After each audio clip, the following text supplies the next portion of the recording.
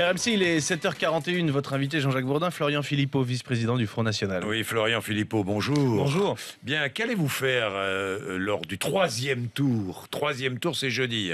C'est l'élection du président du département. Qu'allez-vous faire, je ne sais pas moi, dans plusieurs départements, le Vaucluse, le Tarn-et-Garonne, le Pas-de-Calais, le Gard, l'Aisne, où c'est incertain? Quand il y a pas vous allez vous allier ou pas?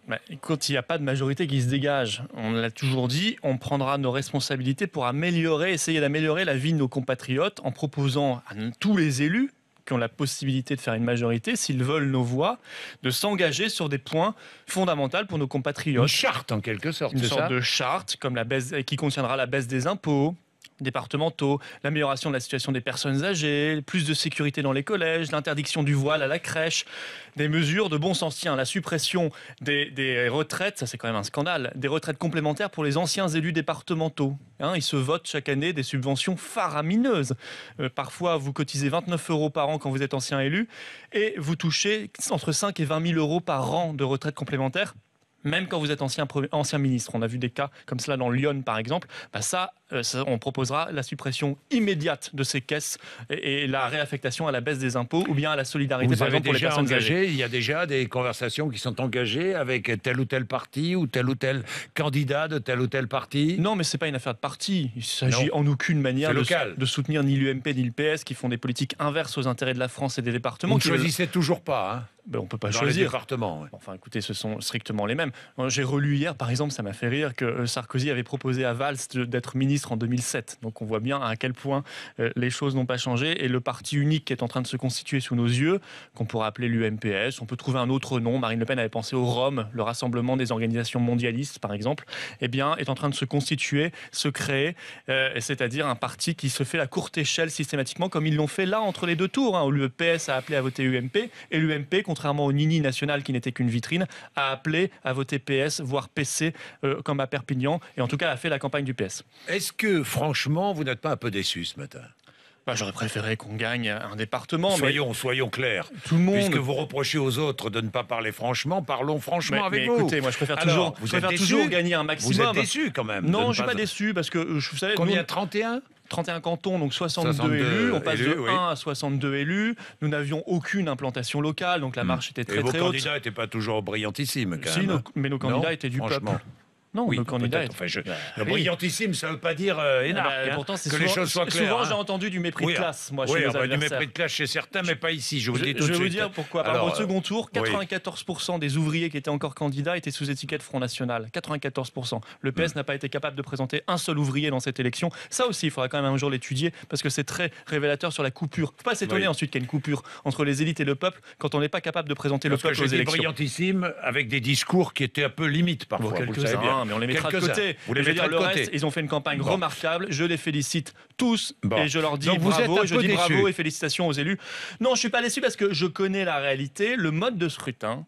Non, vous n'allez pas accuser le mode de scrutin. Bien sûr que si, parce que dans une démocratie, par exemple, c'est mauvais joueur, non? Non, mais par exemple en Moselle, on fait 38%. On est largement en tête au second tour. On a 0 élu.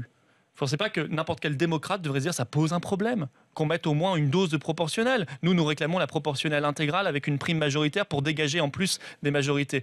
Je rappelle que ça faisait partie des promesses de campagne, pardonnez-moi, de François Hollande à la présidentielle. Il avait dit une dose de proportionnelle. Donc nous réclamons que la démocratie soit respectée avec cette proportionnelle. On fait 41% dans le Pas-de-Calais, par exemple. On fait 40% dans les Pyrénées-Orientales, on a 0 élu, avec 40% des voix.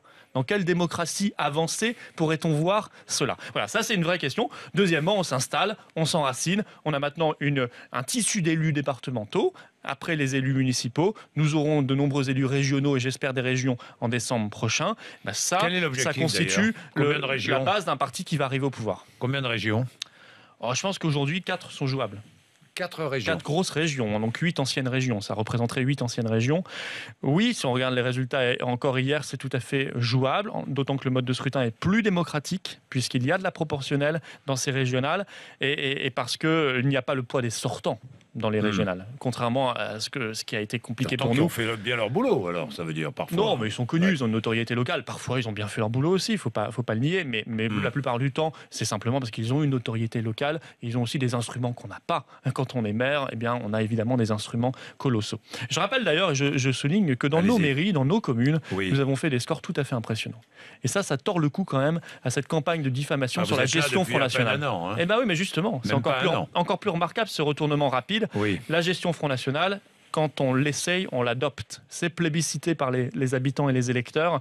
Et ça, je crois que ça fera réfléchir nos compatriotes s'ils veulent vraiment changer, parce que l'UMP n'incarne aucune espérance. C'est simplement le jeu du balancier qu'on a vu hier. C'est la victoire de Nicolas Sarkozy, tout le monde le dit. C'est la victoire de Nicolas Sarkozy, Florian Philippot. C'est surtout lui qui le dit. Non, pour le reste, non, les commentateurs le disent. Non, si on le regarde sereinement, ils ont bénéficié d'un jeu. L'UMP a gagné. Ils ont bénéficié d'un jeu de balancier. Le modem. Ils ont bénéficié d'un jeu de balancier et d'alliance. Simplement, il ne suscite aucune espérance. C'est un parti qui était au pouvoir et Nicolas Sarkozy ne suscite aucune espérance, aucune attente dans la population française. Il avait 10 ans pour faire ses preuves. Il ne les a pas faites. C'est un jeu de balancier qui a été favorisé par le mode de scrutin. Ça n'est rien d'autre. L'UMP avait déjà 41 départements avant dimanche. Je le rappelle, ils avaient déjà 41 départements. Bien, merci Florian Philippot d'être venu nous voir ce matin. Il est 7h.